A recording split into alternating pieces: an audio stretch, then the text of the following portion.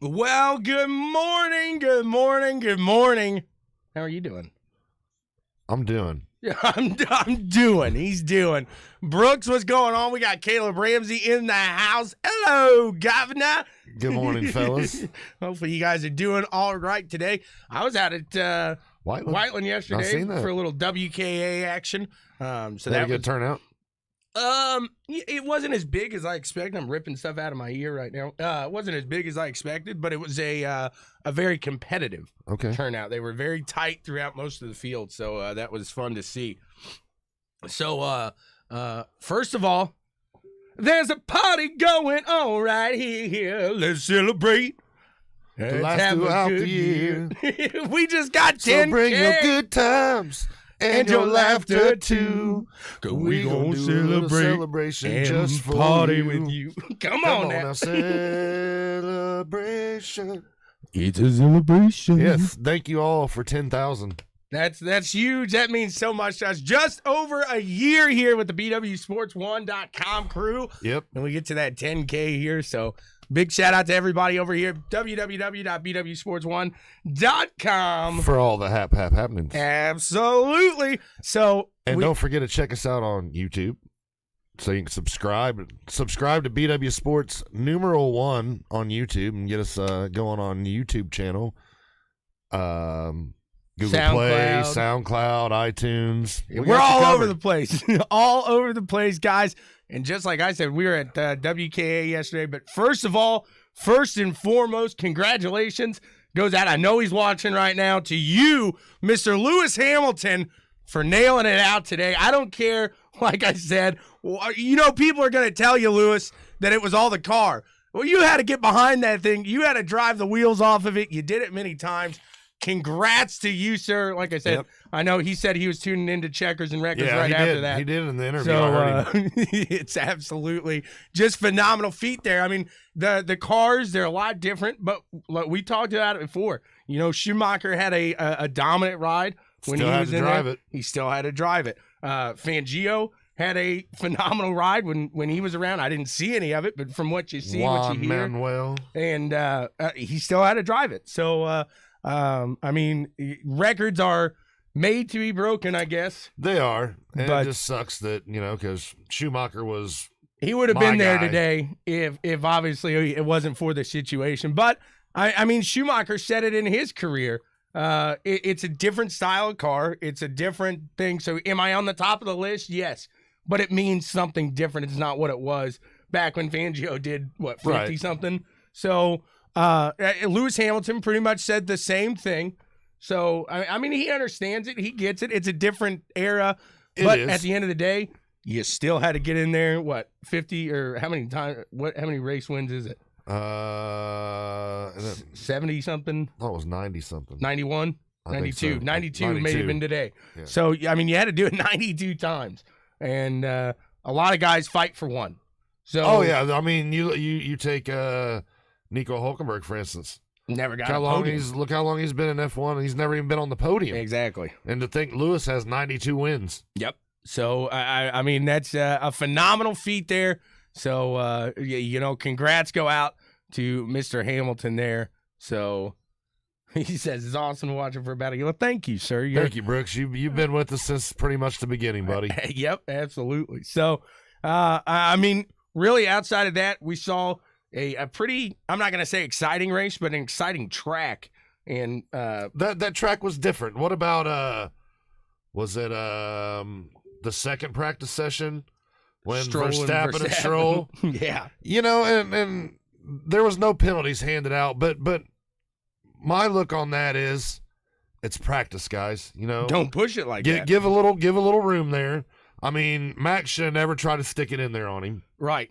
So what Stroll came out and said afterwards was that, you know, Max didn't realize he was going to go for a second push lap, and he didn't realize Max was going to come up. I guess he was messing with the steering wheel down the straightaway, and that's why he didn't see Max coming up that way. But man, I guess at the end of the day, you got to rely on your team there to really push you and say, hey man, you got whoa, he's there. I mean, something. I mean that was just. And then today, I mean, he drives the same way. He gets the black and white flag for going off too many times. He ends up wrecking it. I mean, it really has me questioning. I think he's one of the.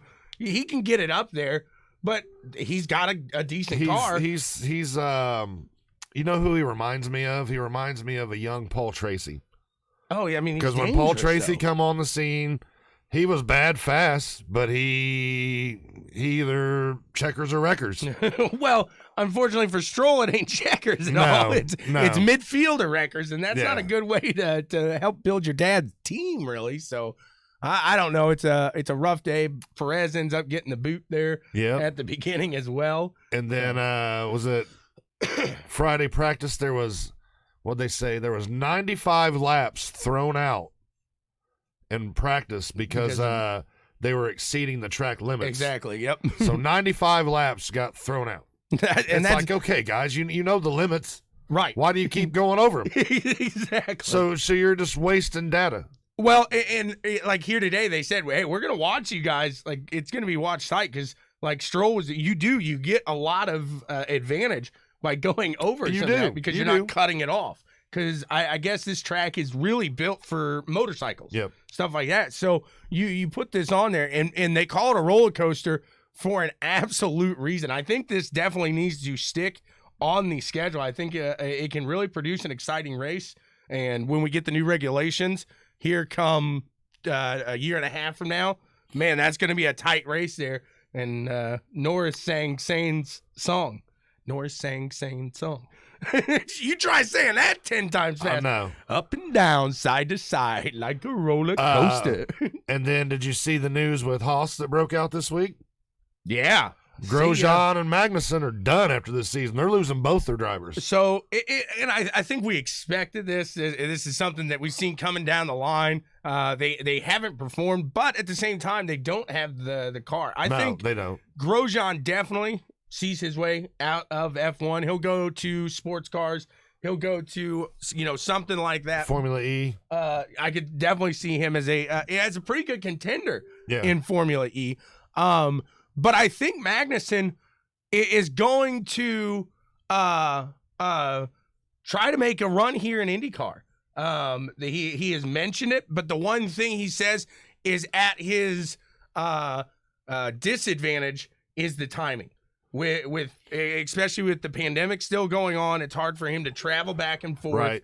And then the timing he was let go. If he was let go, if he was told this, 10 weeks ago, then or even 6 weeks ago, you could really try to step in to some of these rides. So does Magnussen follow in his dad's footsteps? Maybe Corvette picks him up. All right. Does he drive with Dad? Man, can you imagine the Magnussens in a endurance race? I think that'd be solid. That would be a tough duo to beat. You're absolutely that would be a tough right. duo to beat, especially in a mid-engine Corvette. Because the Corvette's already dominant. Right. I mean, it's first year out in IMSA. The first couple races they were still tuning and tweaking on it, but now that thing's a beast. Exactly. That thing is a beast. So, and does Magnussen still run with Corvette? He may have left him last year. That might have been the last time he was with Chevy. I don't think he is because you got Garcia. Was it? I know you got Garcia. I think that was his departure last year. So I think it was too. But I mean, could we see an endurance with Magnussen's running together? I think that would be absolutely incredible. I mean, with with Meyer Shank and Wayne Taylor getting the rights to Acura, could you see the Magnussons jumping into DPI in one of the Acuras? Absolutely, right there. So I think there's loads of options for more so for Ken. I think really Grosjean, like you said, I think Formula E is kind of that style, and I do believe he even mentioned that. But I would like to see Magnussen make a run here in IndyCar because then again, his father was an IndyCar driver back in the kart days. Yes, he was. So I mean, there's a possibility that. And yeah, I would totally love to see him come to IndyCar. I think that would be great. That's going to keep, like we've discussed before, it's going to keep new blood coming into IndyCar and keep IndyCar rolling. And that's what they need. This is the point, too, because Meyer Shank, I believe, is the team that they got that extra money. Somebody else bought into them, and now they're kind of up in the air. Do we form a second? That could be a good seat for somebody like him. They're already fielding Jack Harvey, right? Correct, I believe so. So, I mean, you got that, and then you come into a ride like that, man. If he brings a little money with him, which I don't know if he has any, because I know I believe Haas is a fully sponsored deal. I don't think they're pay drivers. I could be wrong, but if he brought any money with him, that could be a good way to kind of progress in that team because you still, I believe, have part of that Andretti backing too. Oh, they do. Or he could also, we've talked about a third car at Arrow McLaren. I still think that seat is filled by Elio. I know nothing has come out. Nothing's 100% on that. I think that seat is pretty much locked in with Elio. Could be wrong, though. I hope not. Because, correct me if I'm wrong, Magnussen started his career in F1 with McLaren. I believe so. So I don't see him making that move back right now. I think McLaren, what they're doing right now with, like we talked about last week, getting Felix here, building a bench for F1, and then maybe even using IndyCar, so you progress from F2 to IndyCar. I don't know if that's kind of a possibility there but I mean, it gives you kind of that fork in the road that you can either go one way or the other. But we discussed last week talking about how, McLaren's keeping drivers on deck. You put Magnussen in there, he's already got F1 experience. Something happens. You're bam. Right. You're right. Absolutely. I mean, I think he's a great fit for that team in that scenario. Right. So I would much rather have him over Elio. And the only reason I think you bring Elio in is, number one, for your a little help with the car and a little help with driver progression. Because I do see Elio at this stage of his life and his career, them calling him and saying, hey, this is what we need you to do. But don't they already have Gilles DeFerrin? But he's not behind the wheel. He's not behind the wheel, but I as think far as having that guy development, behind the wheel, though, and really being able to get out on the track with these guys and show them a little bit here and there. Because you put Elio's knowledge with Pato's guts, whoo, whoa, baby, you better watch out. And then you add Rosenquist to that mix, man. Man, that's because he's now bringing the knowledge not only of possible 7-time champion here today, Scott Dixon, he's bringing the knowledge of Dario. Yeah. He has been under Dario's wing now strongly for 2 years. And I get it. I still don't think Elio's that guy. I don't. I just don't. I think he's excuse my language, I think he's an asshole. I don't see him being that guy to really develop the drivers. I mean, I'm totally against that decision. I hope he doesn't go to that team, but hey, if he does, he does. So, and then we roll right into it. We got an exciting day of racing coming today. We had a world record broken here today. Brandon Yarmick just got a world record, not sure in what, but hey, congrats to you, Brandon, on getting that. Probably on something dirt, I'm guessing. And then today, we're going to seal the nail on the coffin on the IndyCar series. And for Joseph to win, I think what has to happen is Dixon to finish 20th or worse. He's 32 points behind. And Joseph has to win and get the fastest lap. So, and where are they starting? Right next to each other. Right. 8th and 9th. So it's not because I really think a big part of Penske's purpose on bringing McLaughlin here today have that other car in the field to block. You've got, Scott knows what he's doing. He's not going to pitch a car into the wall. He did it during qualifying. He should. At this point, I'm sure Penske's pulled him aside and said, hey, be careful here, man. We need to finish. You mean Ganassi? No, McLaughlin's with Penske. Oh, you were talking about Dixon.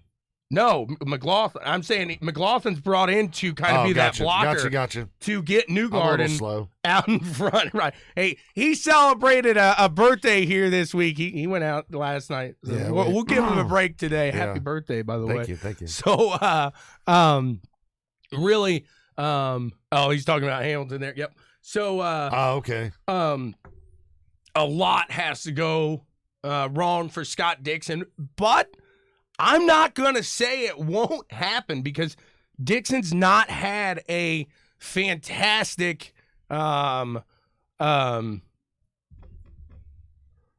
half of the season. Yeah, exactly. Thank you. So that just he was on a tear the first half of the season. And what do you have? Either 3 or 4 out of the 5 first race wins. Oh, I know what you're laughing about. God. But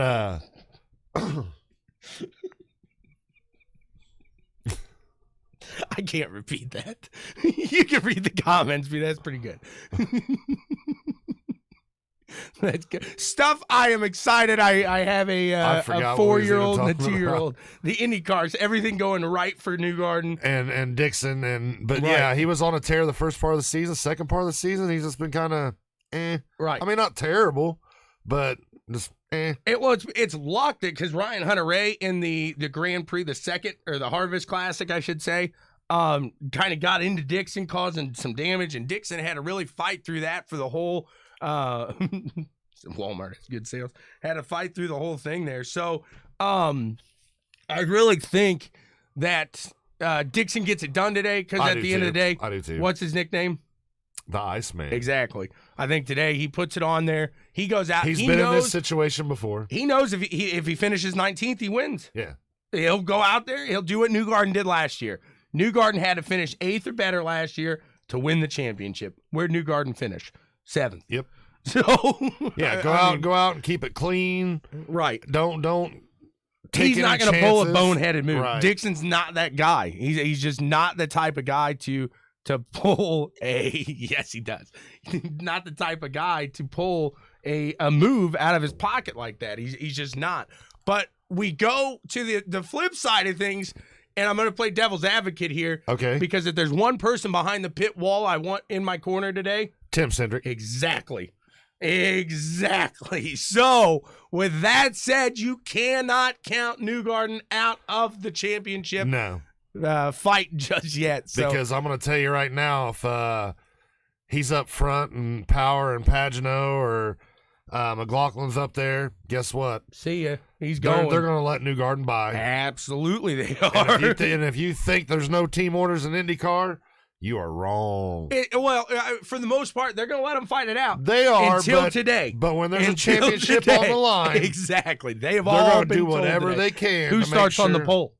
Will Power. So you think he's going to kind of keep it close there, so Newgarden doesn't pull away? He's going to make that car as wide as he possibly can up in the front to make sure Newgarden can carve through those 6-7 cars. And put it up there. Not the easiest track here today, though. And we've seen before.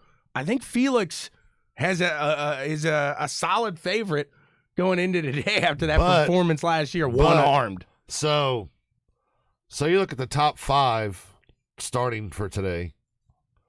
Or let's say, top 5. So you got Will Power on the pole. Who's 2nd through 5th? Andretti cars. Right. You got what? You got Rossi, Herta, Hinchcliffe, and Jack Harvey, which is technically an Andretti car. Right. And then you got Pato in 6th. Oh, and look out for Pato in front of you guys because he ain't going to give it. He ain't going to give way. But let's talk about who qualified 7th. Our buddy Timmy, Sebastian Bourdais, in the 14 car. He's fast here. He knows the track, and I think this is just going to show you. Maybe that team is really on a good momentum run here with him. I think that's a great. Oh, what happened here? Because I know yesterday Dixon and Newgarden qualified right next to each other. Now it's got Newgarden in 8th, Dixon in 11th. Okay. But then you got Renus 9th. That kid's continued to impress me. Absolutely. Yep. The start of the season was very rough for him, but he has come on the last 5 races like a heart attack.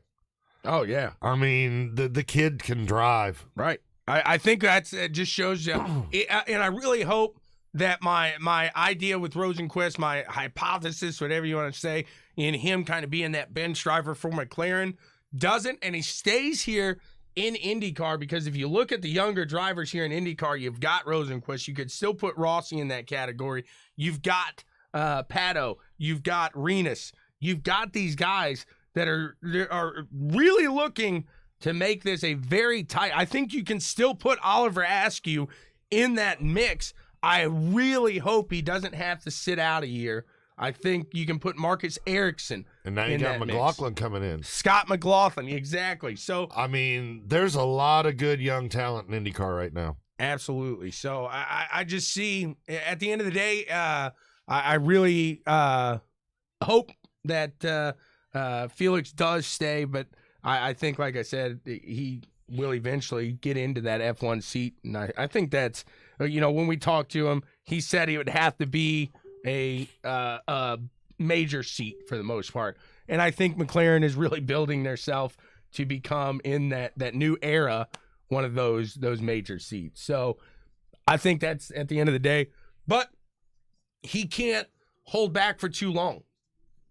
If he's stuck, if it's going to happen, it's got to be within the next 3 years. Well, I was going to say, yeah, if he's stuck in IndyCar for 2-3 more years, he's going to finish his career off in IndyCar, because it would be hard to make that transition, I think, at an age of 34, 35 into Formula One for the end of your career. But I want him to stick here in IndyCar. I like him. I think it would be solid to see him do that. That would be incredible to race Scott on the sim. That would be cool. Right.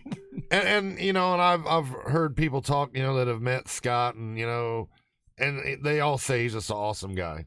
One of the most genuine guys I've ever met in my life there. I talked to him at one of the qualifying days before, and he sits there and talks to you like you're a person, not a annoyance or something like that. And that's, in the end of the day, what we've talked about in IndyCar too, is a lot of these drivers really respect the fans, and they really give the fans that time of day. And at the end of the day, we've discussed before, Dixon's a real racer. That's all he wants to do. He wants to get in the car and he wants to race. And at the end of the day, he wants to race, go home to his family. Right. So Jimmy, like Brooks is saying, Jimmy actually gets that backing that he needed. Carvana. That's a pretty good sponsor. Right. So he's got that seat now, 100% sure. And we'll see how that progresses. I think from what I've heard, he will practice ovals this year. He won't race them, but that will possibly give him, in his second of 2 years in that contract, the option to run a full schedule if he would so well see it fit for him. And didn't you tell me that he's going to run some NASCAR for Ganassi? So what I was reading, it did say that he wants to run 15 to 16 races next year. The schedule, I think, in IndyCar is 12 for him. So with that being said, that would put him the day of the 500. He wouldn't be with Ganassi here in Indy. So why not race the Coca-Cola 600? The Daytona 500 is not conflicting with any IndyCar race.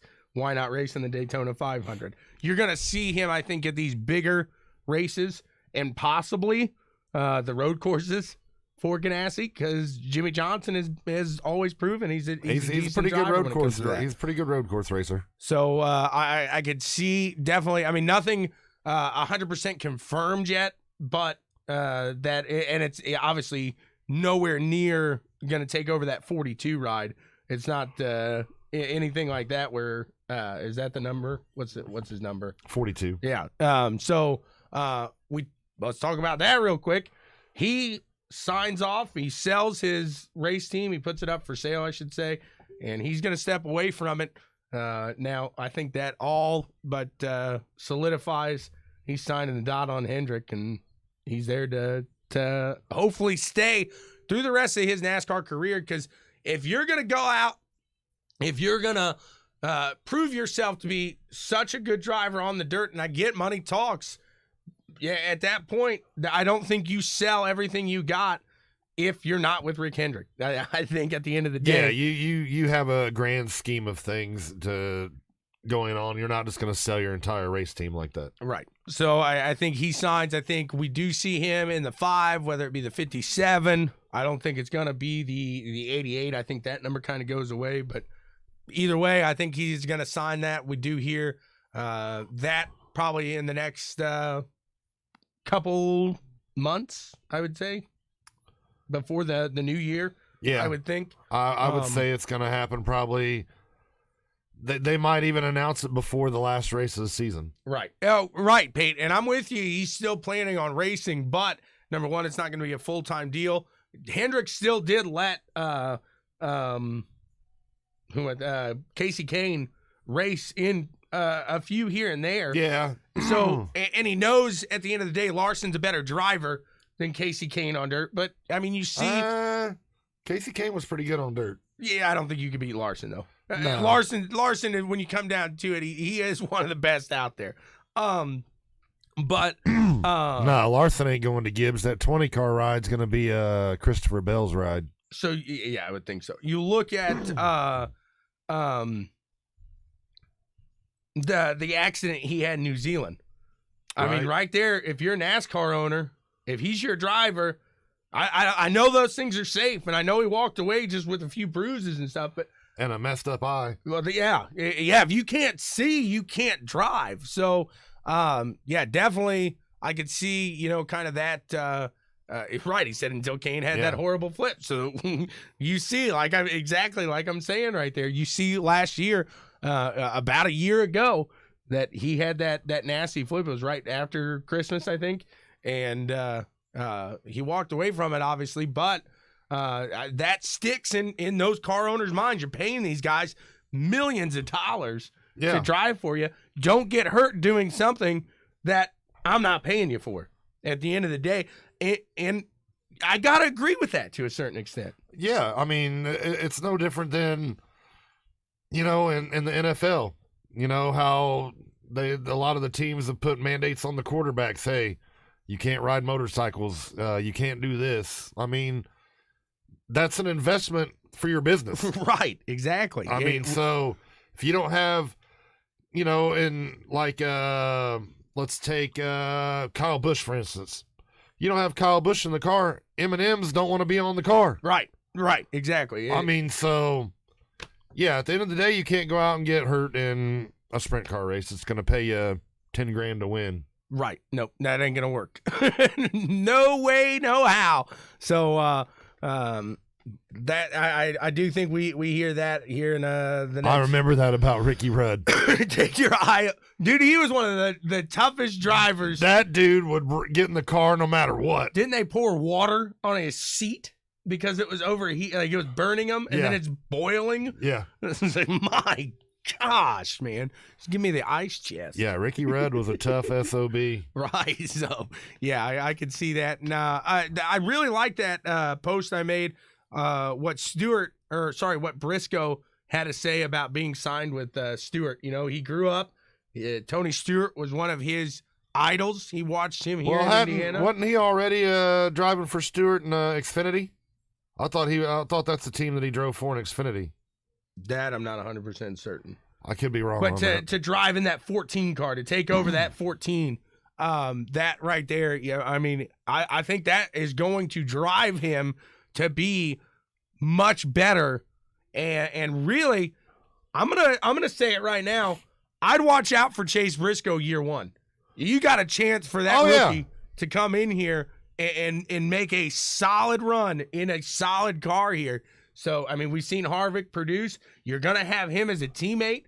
I don't know how much. I know you're not the biggest fan of Harvick, but I could see him once again. Stewart pulling him aside, saying, "Hey, bud, we're older. Let's help this guy out. Let's get him in there, and let's make this something." Because really, I could see Harvick being a car owner in the future as well, and possibly being part owner here. So you really, I think they play their cards right. They could have a solid team moving forward as these guys start to fold their way out. I mean, why not? Gordon owned Johnson's car when he come into the scene. Exactly. He still does own that. Yeah. He still does. But speaking of Chase Briscoe, did you catch any of the Xfinity race yesterday? That I did not. So it was early on in the race. I can't even remember what lap it was, but Briscoe was out in the lead, battling Eric Jones for second. They were first and second was battling, and the track had that upper groove where they laid that traction treatment. Well, Briscoe started running a little bit higher because Jones was trying to get on him on the bottom side. Higher and higher. So they come through, was it 1 and 2? No, it was 3 and 4. It was coming through 3 and 4. Briscoe runs high. All of a sudden, you just see the car get squirreling. You're like, what happened? I mean, he goes way up. Tire blew. Net code. Yeah. Tire blew. He hangs on to it, keeps it out of the wall, brings it down right into pit lane. I was like, that kid can drive. Yeah. Man, he can drive. I mean, anybody else, they'd have been in the wall. He saved it, even though the car was tore up after that. Something broke in the rear end. That's what caused the tire to pop. But, yeah, I think that kid's going to do amazing things. Now, so we know where Briscoe is going to wind up at. Where does Cindric? Does Cindric stay in Xfinity? I think he does. For one more year, I think he does stay there. He might get one of those here and there rides up in Cup just to give him a feel for the car. But I really do think he sticks in Xfinity for one more year, and I applaud him for doing so. And you know what Austin Cindric likes to do in his free time? What's that? He likes to go karting. Really? And not just drive them. He likes to work on them. Nice. And where did he get his kart from? His teammate Willpower. Nice. He drives a Willpower kart. Nice. So we talk about carts here real quick. I saw Robert Wickens post something this morning. He's got a hand-controlled cart. Really? He is going to get into. So I cannot wait to see this. I really look forward to seeing his progression back into racing. Just his story in general is very inspiring to see. It him. really is. He's never given up. I love following him, seeing his progression, getting better, stepping out of that wheelchair, getting up out of that walker. That was a hellacious crash, man. That made, as a fan, you never want to see a crash like that. And really, I'm surprised, as I'm sure a lot are, that he's still here today. And that, I mean, that just goes again to show you the safety of the sport, but what he is doing to get back into something he loves. You can tell he loves it. You gotta love something to do, have that much. I mean, ever since the accident, I mean, it was weeks after the accident happened. He was already, trying to find steps to where he could get back. Exactly. I mean, he immediately wanted back in the car. And Right. you would think a lot of people after going through that be like, I'm just glad I'm alive. Right. I don't want nothing to do with racing anymore. Not Wickens. No, he wants back in that car bad. So I thought that was really cool. Hopefully, I'm crossing my fingers here. We'll see him because I think he's local here to Indiana. So maybe come out and race in the at Whiteland sometime. Or Newcastle. Well, I'm saying Whiteland because I'm out there. So that's where just don't come in the 206, please, sir. Just don't come in the 206. I can see him more in a shifter, something like that, to kind of get the feel back in for it. But yeah, just please stay out of the 206. I can see him just lapping the field. So, just yeah, I was gonna mention that. Sorry there. Oh yeah, he's more into dirt. He likes a lot of the dirt. He does both more so. I'll do dirt every now and then, but I really stick to my road and oval asphalt. I've been getting a little more into the road stuff now. I'm trying to get my license up. I've been running them. Yeah, damn you were talking Miatas. Yeah, Hate them. It just made me hate them. You say that, it makes me choke. If you get a good open set race and you get a good set in those, they don't feel so much like a street legal F-150 going around a corner at 150. So, I mean, that's really what that Miata. It's got so much sway. Yeah, it's garbage. Man, can we tighten this up just a lot? So speaking of iRacing, I mean, what was it yesterday? I hop in an official, and the 305s are at Lima Land. So, fairly short dirt track. I rolled off 5th, immediately jump up to 2nd. So I'm sitting there, and the leader's right in front of me. I can see him. I'm just running laps. We come up on lap traffic. Go to get around this guy. He's racing with me like we're racing for a spot. I mean, we're coming in turns. He's pulling slide jobs on me. Right. I'm like, dude, you're already a lap down. Let me by. So I'm trying to get around him and trying other lines and everything like that. Well, then 3rd and 4th catch up with me and slide by. So I get back by 4th, getting ready to go back by 3rd, and he gets tangled up with that lap guy, shoots up the track, puts me right in the wall. Game over. Whoopsie. Yeah, I like that idea by TypO right there.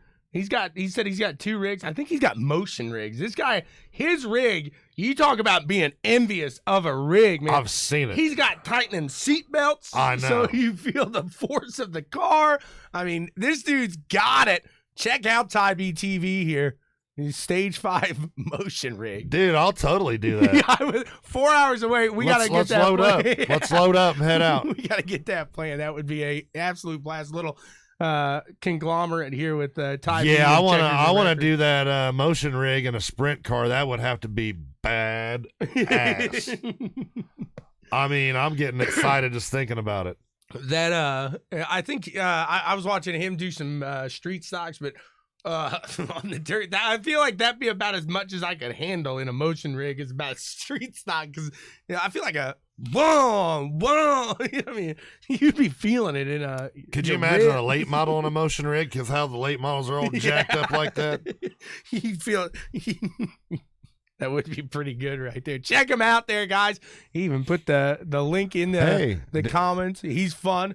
Daniel said he's running some 305s right now. Good job, buddy. He said it's more fun or more BA in a late model there is what Brandon Yarmick. Brandon, do you have a motion rig as well? We need to make that.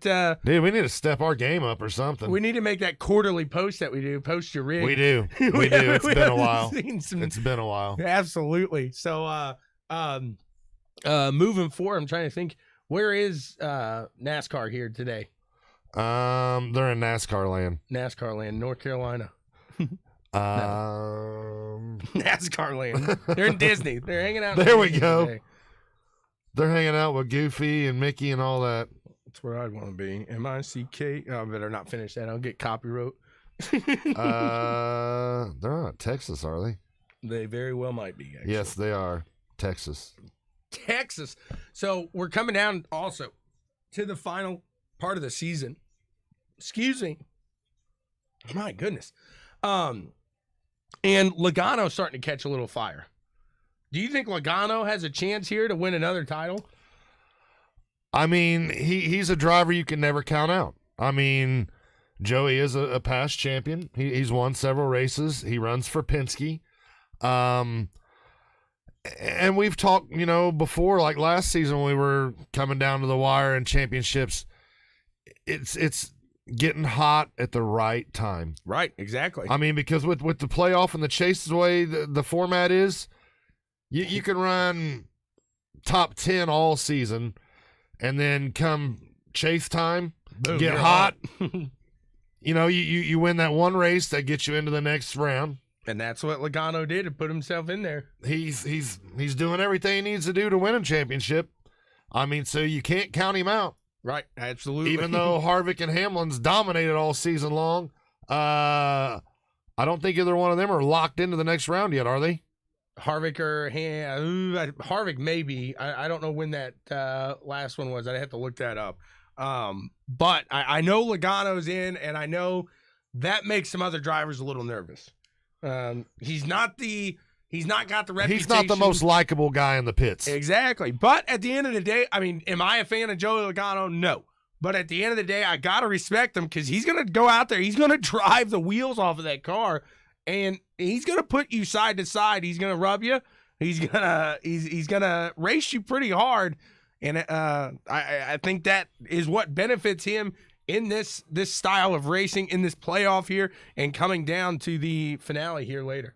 Well, but showing that as far as standings and Cup, Harvick, Hamlin 21 points back, Keselowski 33 points back, Chase Elliott 41 points back, and Logano's 51 points back. So you got 2 Penske Fords in the top 5. But Logano's already through with his win. Yes. So he's already got the stamp there. So and that's, again, we've talked about it before with NASCAR. Whether you like it, whether you don't, in this playoff situation, you make that last race like Logano has, you put yourself in the situation, man, you can get it done. All it takes is one race then. Oh, yeah. Oh, yeah. Everything's behind you. I mean, no point. It's like the game of whose line is it anyways? It's where the points don't matter. and I don't agree with it. I No, don't like said, the chase. I'm with you. I'm with you. It's whether you agree with it or not, that is what you see there. So that's okay. John's on here. 360s at the Grove tonight. Pricks of pavement at Homestead. Last race before the playoffs. Where's the 305s at, John? Because it's Slide Job Sunday, baby. You get all jacked up. He loves Slide Job Sunday. I do. I'm over here calling I actually might get a run in it tonight for the all right. the 305s. Maybe. No, I probably won't because of the pricks. I don't like cutting it close there. But I just know I'm not heading over to Mom and Dad's because they're down in South Carolina. They're chilling on the beach. Hold on. Speaking of your mom and dad, you know what I seen yesterday? Oh, gosh. Anna Marie's got a Snapchat. Oh, yeah. I'm like, why the hell's Anna Marie got a Snapchat? Because I send her pictures of the kids during the day. It's just easy and quick. Stuff like that. 8 hours later, she'll open 12 of them. So, okay. Yeah, Dad does too. What? What's his handle? Bionic Man? No, he's Baba Ganoush. It should be, he should change it to Bionic Dan. Bionic Dan Man. What's going on, Dwayne? So the hey, speaking of Dwayne, real quick, I saw Gio Celsi got a win on the West Coast there, so I know he was doing a little spotting for Gio here. And you know who that is, right? Uh-uh. That is Gary Selzy's son. Really? You know who Gary Selzy is, right? Yeah, he was around here, wasn't he? He was NHRA. He was, I believe he was Funny Car champ and Top Fuel Dragster champ because Alan Johnson started that team after his brother Blaine got killed. Okay. So and then Gary stepped in and started running for Alan Johnson, and then him and Gary Selzy had a lot of success. Well, then Gary stepped away from racing because Gio was coming up. So he really started backing his son. So, yeah, I think Gio's going to be a force to be reckoned with. Yeah, that was pretty cool to see that go down. And so Kokomo is where the 305s will dance. So yes, I agree with you, John. I'm too old for that crap, too. What's that? Too old for Snapchat. Oh, Brandon says I have too. One. I have one, but I never use it. Yeah, Brandon says the same thing. So Snapchat's too much work. Not really. Yeah, it is. He said Gio is going to be good, and that's I agree. This guy's seen some good drivers. I agree. I mean, so I think it'll be interesting. Dwayne, where do you think Alexander finishes here today? He's got a great starting position. Well, you know what he's going to say. Well, you never know. He's a little biased. Well, I get it, but he's realistic. He's in the scene here. He sees that these two guys are fighting for a championship. So he's with Bill McAnally?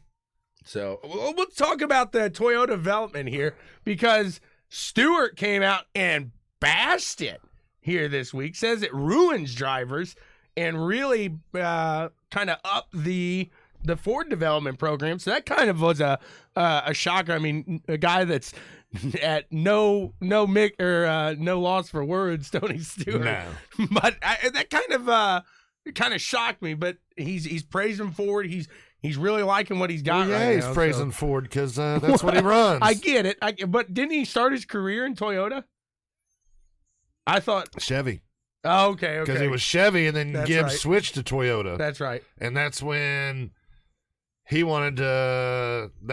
I think that was kind of like the end of Stewart being at. So Gibbs. maybe he really never liked Toyota I to don't begin think he with did. there. So, but hey, you see other guys come out of it. They do a great job. No, he does not, Brandon. No filter on Tony Stewart, but No, none, none at all. I mean, we've seen pretty good drivers come out of that Toyota development. So Yeah, I don't see, and I really hope that they're able to build on that too. So, I'm trying to think really what else we got moving, shaking.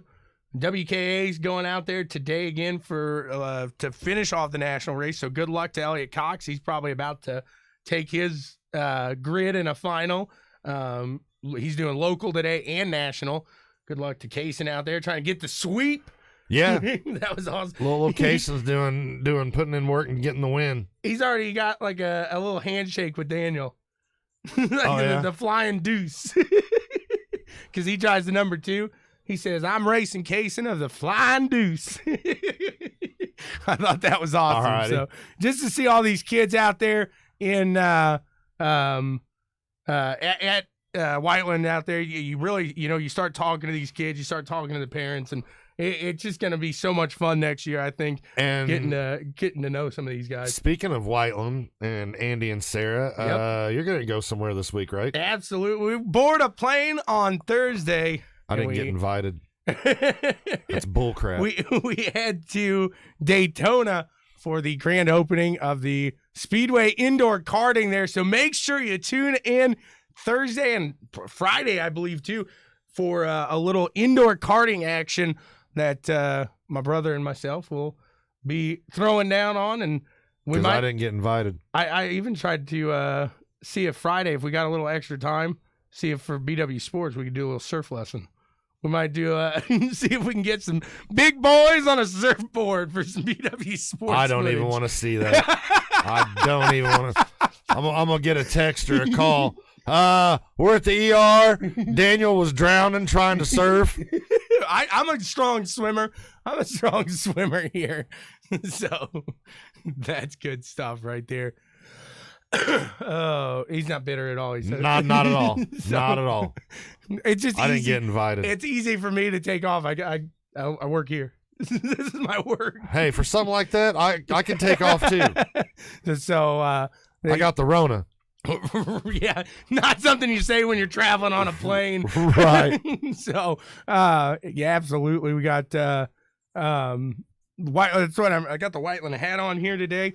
Like I said, they're going to be finishing up WKA today, and that pretty much puts an end to the season. Pretty much, I think at Whiteland. I don't think they have. I think Newcastle might have. They got one more next race. weekend. Yep. Yeah. So, which I know Mark and Dad was supposed to go. They're over in Ohio running today. The Buckeye Karting Challenge. I think so. Yeah, nice, very nice. So that'll be cool. $1,000 on the line today at Whiteland. Did you know that? For what? The 206 senior race. Really? $1,000. So there's going to be some broken carts after today. That's what we were talking to one of the flagmen at Whiteland, and he's like, "Oh, tomorrow's going to be exciting." Said I should come out here, shouldn't I? And race. He's like, "Nope." He's like, "It's going to be a little dangerous out here tomorrow. You put $1,000 on the line. You got guys from the ages of what, 15 to 30 or 35 going at it. Yeah, they want some money here. So we'll see who puts out that. And we got our buddy Melvin Godsey. He won the Masters yesterday. That was cool to see out there. So yeah, had some solid racing out there yesterday. Hey, and did you happen to see this week that I posted? And I got to give a shout out to these guys.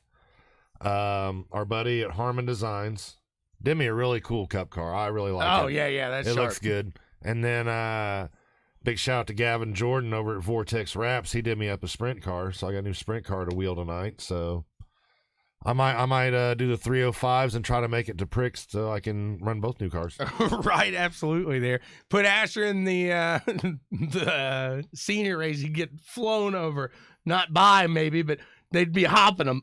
At least his head be down there. you wouldn't see him, so he just float. Somebody yesterday in turn one got up. I mean, you've seen it happen before. They get that cart up there, hop like right over his steering wheel, and just shattered the front piece of the cart there. So it happens. Yep, that was a rough one for him. So I'm trying to think. So then, since all the racing's pretty much done for karting, you know what time it is? It's time for us to strip Tommy Boy and Daniel's carts all down to bare frame, get them to the chassis shop, get them all good to go for next season, and start looking forward to next season. Absolutely. And that's what we were about to talk about right there. Yes. This is so much fun here. Last Wednesday, I got to call the first for CWTV. I want to say it's the third possibly here for Monsters of Dirt. So what John did is took the 4 series or the cars that people wanted but weren't voted the most upon and threw them all together. It's like a big old monster mash is what we'll call it. Oh, I like it. Monster mash. Oh, yeah. John, we got to change it from the Hawkeyes. The monster mash. That's it right there. We got the monster mash. He did the mash. He did the monster mash. So it's the Gander Mountain truck. It is the Super, the UMP, and the Dirt Street Stock. You put them all together on the track. They're all in different classes there. So, like Wednesday night, there was one driver in the trucks. Man, so you're kind of rolling the dice. Look, because John's down with it. The week before, there was I think he said 6 trucks. So he picks trucks again, thinking, hey, I'll have a little competition here, but won't be too much, won't be crazy. He was the only one in it. So you collect the points. I mean, you go for that class, and man, it's just so exciting. I got a great aerial picture of one, and then I got one of Chummy. You can see Chummy's car out there. And that's on Wednesday nights? Yes, that's before the Fixed Pro Series that I call. So that starts at 8. Okay. So if you're available, you got BW Sports 1, the black and white boys over there on one TV. When you're racing, you're listening to them. And then you got the race, you're driving in the Hawkeye series. It's perfect. It's a great little mix for the Monster Mash. I love it.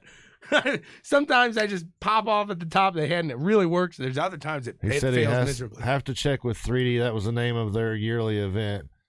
But they canceled it this season, so I'm sure they will be cool with it. Monster Mash season. There we go. They did the mash. It's fixed setups, Brooks. Yes. Daniel, you got another Burrell coming to us. Oh, was that one for me? Dude, Melvin is like one of the coolest guys out there. He was like, man, you're racing this old Burrell. I got like a 2014. It's not much newer, but mine's like early 2000s. He was like, if you want it, dude. Okay, so we're going to strip that one down and get that one ready to go. The other one can be backup. Right. Yeah, we'll nail it out, dude. Maybe, I don't know at what point, better than this with the chassis. Can you use my chassis? When can I put one of the kids in that chassis? Is it not until it's going to be a cadet can't run that chassis, can they? No. The cadet chassis. So it's not until smaller. they're 15 years old. Probably how old's Elliot?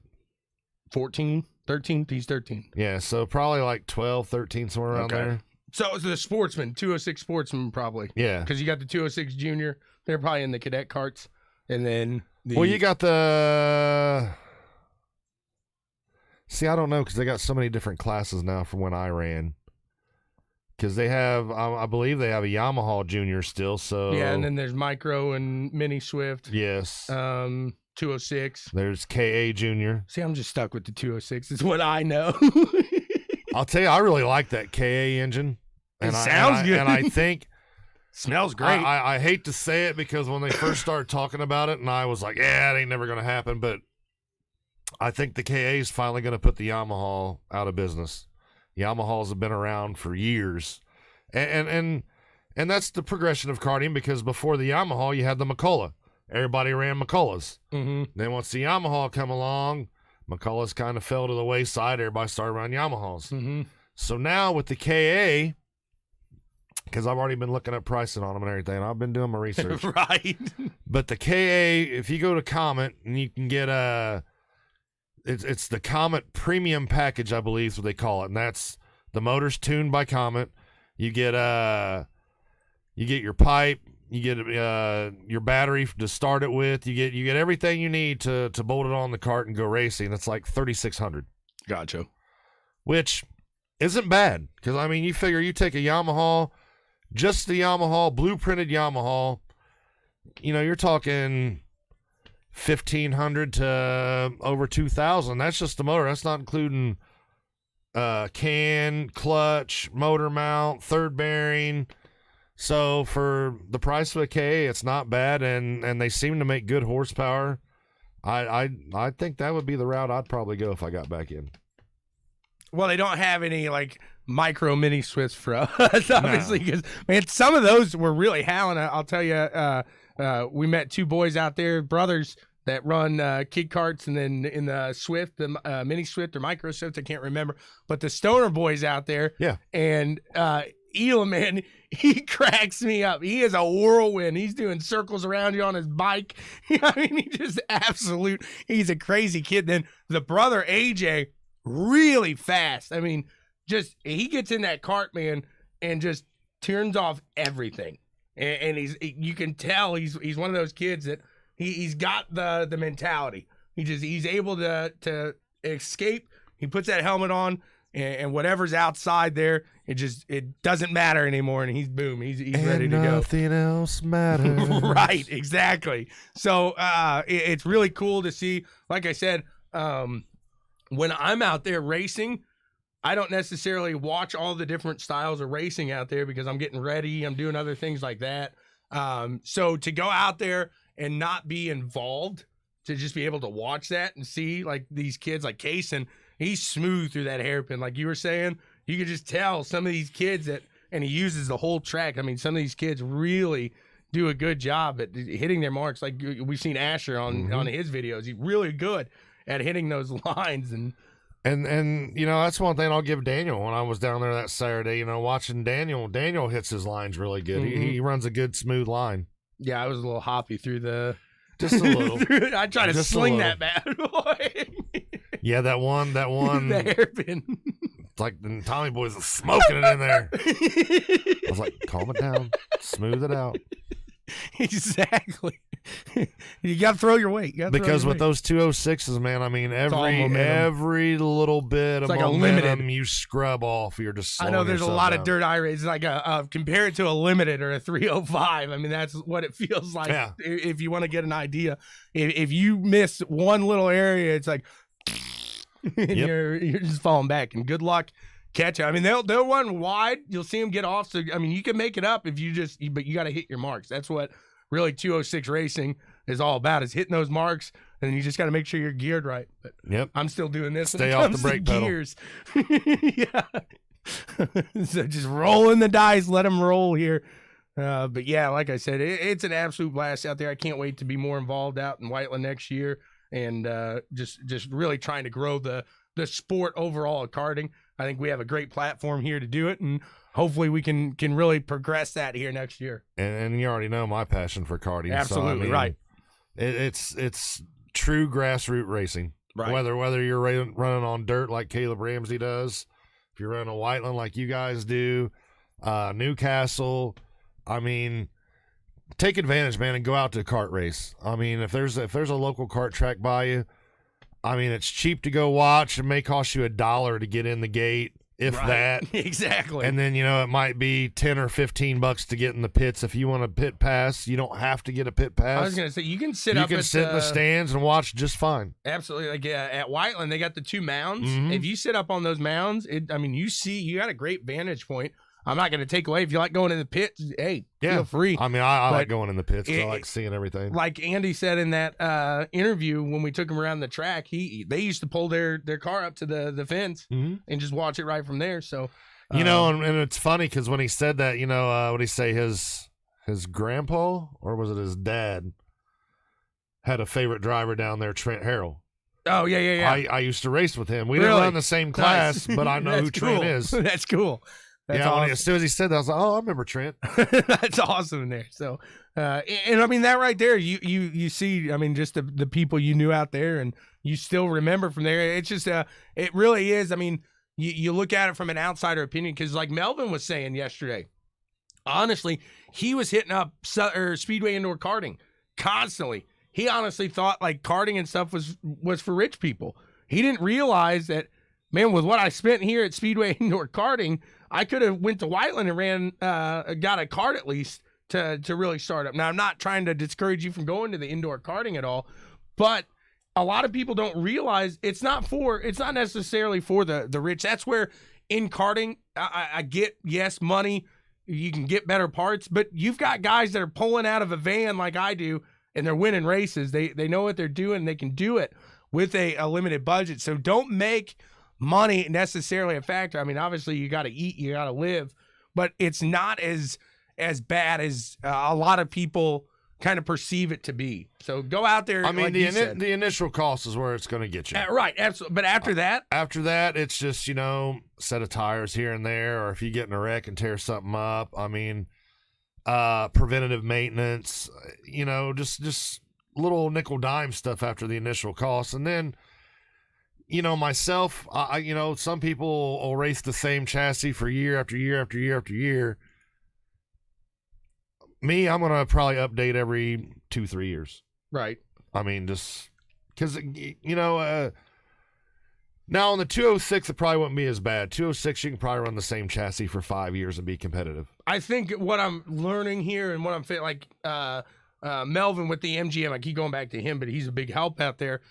He rode a top cart for a while, but he said, great chassis, not for a 206. So that's where he went to an MGM chassis, and it's just some chassis are built like, I think Elliott drives the top cart. He does it great, but it's for a little more power than that like my Burrell is for a little more power. It just depends on which chassis you get, though. I mean, you take let's take Wheel Power Carts, for instance. You have a 2-cycle chassis, you have a 4-cycle chassis. Right. So, maybe his top cart that he had was more built for a 2-cycle and not the 4-cycle. Exactly. Yeah, I think it was. But that's what I'm saying. You got to make sure that you do your research. But however, when Dad and I built a few years back, we built that PCR cart and went over to Newcastle and put it on the pole and won races with it. It was an X-shifter cart. Mm-hmm. But that's where it helped that chassis out. It was flexed out for a shifter, but it worked perfect for a 206. Right. Yeah, exactly. So, and that's something, just do a little research. I can't say it enough. You go out to, we just saw, I went to a vintage race a couple weeks ago at Whiteland, Dwayne. It was awesome. Yeah, they do run pipe, Dwayne. It was awesome. I don't think the Yamaha class is real big in vintage yet, but if the KA takes over, that's just going to make the Yamaha class in vintage. Yamaha's all over the place. Was there? Oh, yeah. Yeah. Oh, yeah. Definitely. I know they're running like the old Comet K88s and B-bombs and I think K71s. Those dual engines. C-opens.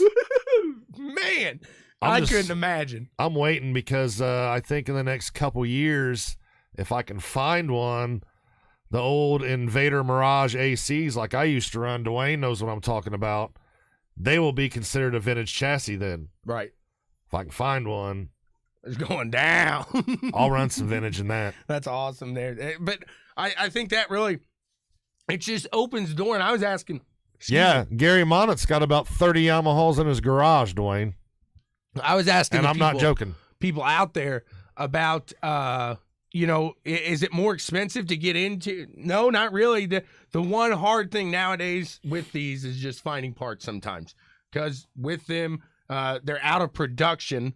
So it's not like maybe with the Yamahas you can still find, but like the axles, stuff like that, it might take you just a little longer to get. So you might want to have an extra one with you in the trailer there. You always want to carry an extra axle. Always. Well, I learned that. Yeah, matter of fact, you want to carry an extra axle. So you just place it in. With bearings and cassettes and everything already on it, where all you got to do is unbolt your old one, pop it out, drop the new one in, put the bolts in, good to go. Right, exactly there. So I'm looking forward to, like I said, I can't say that. He still has his old KT100. Yep. That's awesome. Dwayne, you got to send a picture of that. I got to see that. That's awesome. Well, it's a Yamaha. I just like those vintage style carts, man. They look. That's not a cart, though. That's the motor. Oh, okay. That's a Yamaha KT100. I'm with you. So that vintage cart was really cool to go out there and see, though. Like I said, some of these guys getting Tractor Supply tires. Some of those things I would not get in and drive. They just look like a death trap. When you're seeing them slide around the turns. I mean, if you could have been, I can remember when I was a kid. Like I said, side pods. My first race was my dad running an enduro out of the IRP. Well, the enduro carts back then, I've showed you pictures when I ran enduros. You know, you had the body work on and everything like that. Did you see the picture Rick Helms posted too? It looked just like one of your old ones, man. He's laying back. God, that looks uncomfortable. But so Dad's enduro, when he ran enduros, it was just like a chassis. You had no body work on it. You had two big old aluminum tanks on the side. God. So I mean, if somebody would come in and nail you, that was your fuel tank, right? Like. Yeah, this isn't dangerous whatsoever. Right. Yeah, exactly. Well, you got side pods. It's side pods. It's keeping you in. Yeah, the gas tanks were the side pods. Yeah, that's when you need a fireproof suit. No, these guys were wearing like jeans and leather jackets. Yeah, probably. No, they had leather. You had to wear a leather jacket at least. That's good stuff there.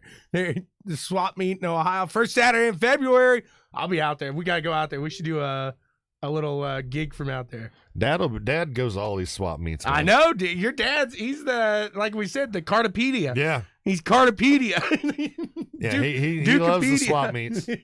So we went to you can ask Dad years ago when they first started doing the OVKA swap meet over in Ohio. It was in Troy, Ohio at Hobart Arena. Mm-hmm. Well, Hobart Arena is a skating rink, basically. It's where the hockey team plays. So we get over there like, man, it's cold in here. Come to find out, they just put sheets of wood over the ice. Yeah, it was colder than hell. My feet are freezing. Yes. Why? Yes. Why? That's good stuff right there. Oh, man. So, and Wyland's going to have a swap meet, too. Yeah, I think it's second week in November. I don't know if I think it's the first weekend of November. Okay. So yeah, so that'll be. I'll probably go out there because I think what's cool about that is you can take it out on the track. You want to ride it before you buy it. You're right there, and I think that's the whole point of that is so. Man, you test it, boom, you test it, you feel it, or you can at least fire it up. Right, exactly, yeah. So kind of because I don't know if I want somebody going out and testing this cart.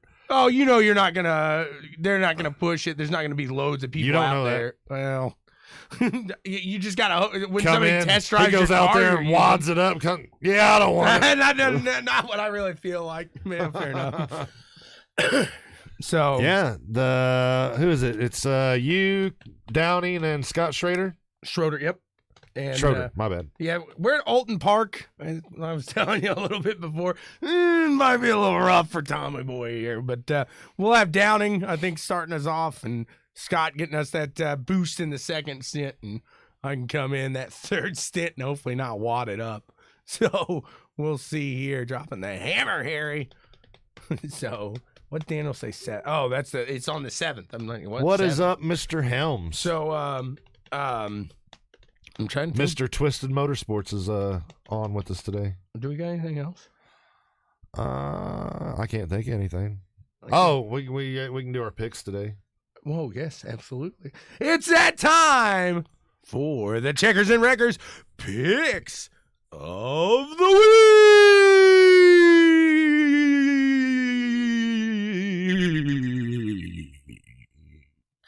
The spooky edition. We're doing good, sir. How are you? The spooky. The monster mash. So we're going for a championship today, and I guess we'll start off here. And I picked him a couple times this year as my checker. We're picking IndyCar today, and starting second. It's hard not to pick him. I think Rossi is, and this is what he needs. We've talked about it. A strong finish today. I think he takes it. Strong finish into next year. Him and Dwayne work together to get that title next year. That momentum's just building right now for Rossi. I think he builds on it. Ooh, Daniel says Award's going to win today. Good possibility. That is a good possibility. I'm gonna throw it out there, and I'm just gonna say Will Power's going to win today. from the pole, take it out there. It's a track that you can definitely see the pole position guy going out there and taking it. He does run good here. And another one that's kind of pushing strong through this last part of the season here, so not a bad pick there. I'm going to go to the wrecker now, and I think without a championship, he walks away, even if he finishes in second as a wrecker, and I don't think he seals it up today, so I'm going to go with Joseph Newgarden today. Like I said, I think today a second place is a wrecker for Mr. Newgarden. He does not win today. He does not get the champion. You don't pass go. You don't collect $200, and we see Scott Dixon, I believe, break a record today. Yeah. Wrecker. Let me look at the grid real quick. I'm going to pick...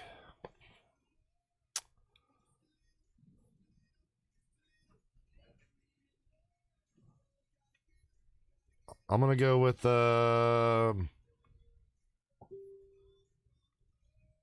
shit. Hinchcliffe. I could see that could fall back there, not work out for him. Going for the dark horse today, I think he gives one last strong effort here with the McLaren team. I think he walks away with his head held high. Oliver Askew, okay, I think has a solid finish. He starts 10th today. I think he finishes in the top 10 and really has teams looking at him here for next year, hopefully. That's solid. My dark horse, I got to show our buddy some love. Mr. Trowbridge. Very Bourdais. Good possibility. Sam Bourdais. You put Trowbridge, if he can get a solid fuel strategy here today for Bourdais, you could see him on the podium. I have a strong feeling about that. And Bourdais runs good here, too. I mean, he lives there. That's his home track right there. So I know. He walks these streets. And I think that's a good pick right there. So I think that is all we got for you today, guys. Thank you so much again to everybody who makes it possible here. We got the ButtKicker, Auralex Acoustics, First Financial Bank over there with John.buzzard. And then we got Shawn.nugent, the Rockstar Realtor. Getting it done. So if you're in that Indianapolis area, what a great combination. First Financial Bank, get you the loan. Shawn will get you the house.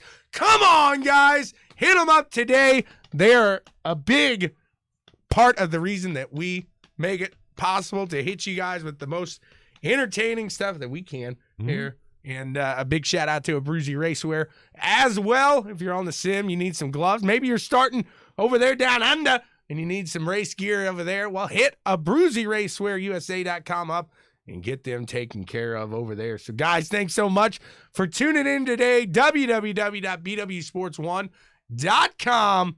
Hit us up over there Thursday. We're going to be driving for Dyslexia down in Daytona there with Speedway Indoor Karting. We're always driving for Dyslexia here. Guys, thanks.